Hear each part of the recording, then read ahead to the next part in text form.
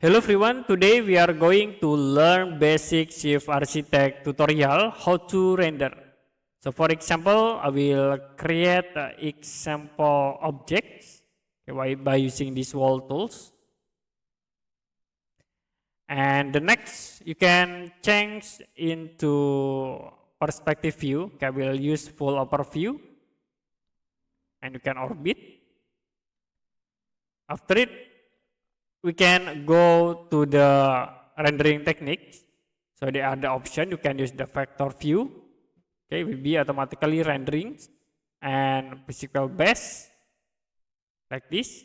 Or you can add another lining by clicking at this option. So you can set for lines by using this option. Okay, and this is for the rendering techniques. If you want to save this file, you can go to file, go to export, and then click on the export as a picture. So you can change into save to file, click browse, and I will set the name in here into example. Click save, and you can click OK to save your project into the JPEG. Okay, after it, you can open your file, and this is for the renderings into JPEGs.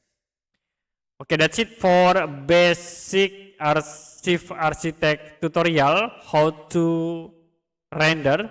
If you have any question about tutorial, you can comment below this video.